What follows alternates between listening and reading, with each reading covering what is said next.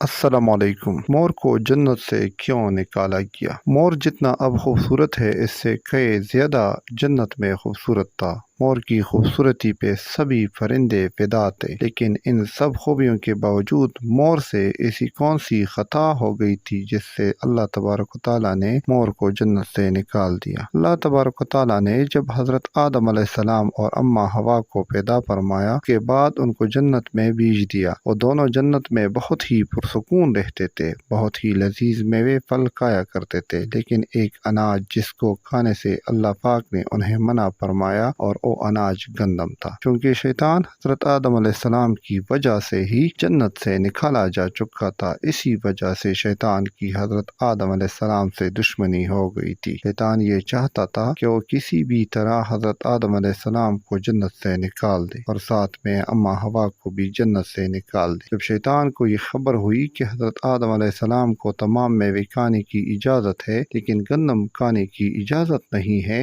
تو شیطان انتقام کی آگ دل میں لیے جنت کے دروازے کے پاس بیٹھ گیا، اور 300 سال تک وہاں پر بیٹھا رہا کہ کوئی جنت کے دروازے سے باہر آئے اور شیطان اس سے بات کر سکے۔ ایک دن اچانک سے مور جنت سے باہر آ گیا۔ شیطان اس کو دیکھتی ہی بہت خوش ہو گیا۔ شیطان نے پوچھا، اے خوبصورت پرندے، تم کون ہو؟ مور بولا، میں مور ہوں، اب تم اپنا تعارف کراؤ۔ شیطان نے جواب دیا کہ میں عالم قروبیہ کا ایک فرشتہ ہوں، میں اللہ پاک کی عبادت سے ایک پل بھی غافل نہیں ہوں، میں چاہتا ہوں کہ میں جنت میں جاؤں، وہاں کی نعمتوں کا اپنی آنکھوں سے مشاہدہ کروں۔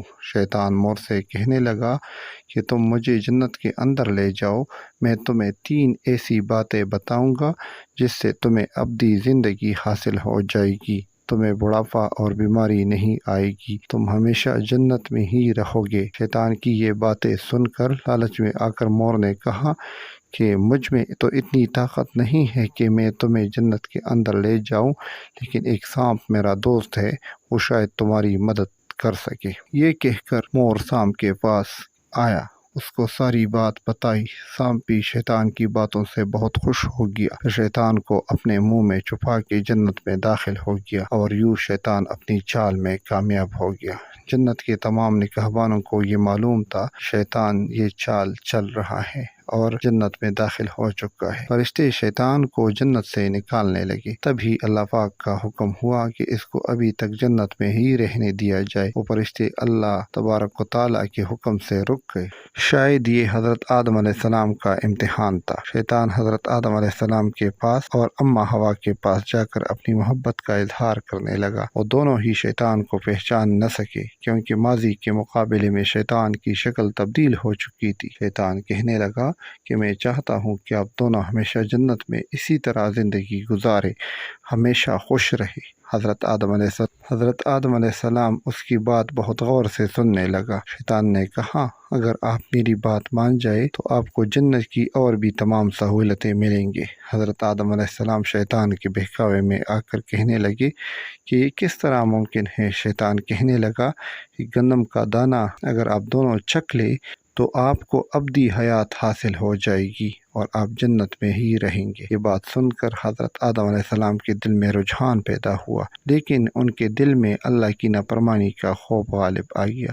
جبکہ اماں حوا شیطان کی باتوں میں آ گئی، جس پر اماں حوا نے حضرت آدم علیہ السلام کو راضی کر لیا۔